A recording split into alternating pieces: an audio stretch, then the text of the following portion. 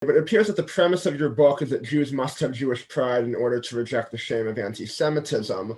What do you believe are the origins, or what were the origins of this premise for you? For me, so firstly, it was my own journey to LGBTQ plus pride, right? So I went on that journey, and that was long and hard. So that was that. I've always been very proud of being Jewish. The book is dedicated to my mum and my late father because they really raised me as a proud Jew. But I would brace for impact when I told non-Jewish people that I was Jewish, and I was waiting to receive the anti-Semitism. And the reality is, more often than not, I got it. My time at university was very traumatic. I was shamed almost every day. I was called a racist, a white supremacist, an imperialist, a colonialist at Glasgow University, which was a very left-wing.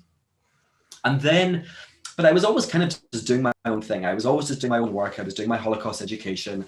So I never really thought so much about this concept of shame, even though I had been shamed. And it was really when I joined Twitter in 2018, and I joined specifically to take part in the fight against Jeremy Corbyn.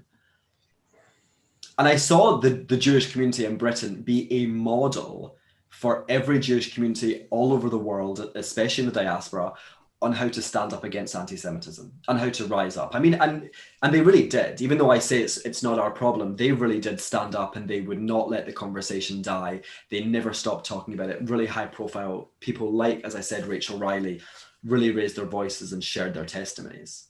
But I also noticed that there were certain Jewish people who were struggling or suffering from what I call the hangover of keep your head down. The unofficial policy in Britain, in the British Jewish community, was keep your head down, don't say anything, just get on with it. And I've spoken to some people from Jewish communities in other parts of the world, and they've said similar things. And what that led them to do is actually not really understand that they're able to advocate for themselves, and that anti-Semitism might actually be a problem that we need to really start speaking about and start addressing internally. And I saw Jewish people be shamed, and I saw them, to be honest, quite desperate for a Jewish pride movement, to be told what you're feeling is legitimate, this is racism, you're entitled to be angry, and you're not alone. You're also, while all that is true, you're part of an incredible, rich, beautiful community that has lasted for thousands of years and outlived all those who tried to destroy us. And each one of us is a thread in a much wider, longer, bigger tapestry. And it was really that experience that led me to understand that this book was necessary, that we need it. I really believe there's no choice. As you guys know, you've read it, I talk about other Jewish responses. I talk about assimilation, internalization. They're not healthy choices. They're not healthy responses. The only response that is healthy is Jewish pride. And maybe you don't want to call it Jewish pride. You don't have to. But it's about the feeling you embody.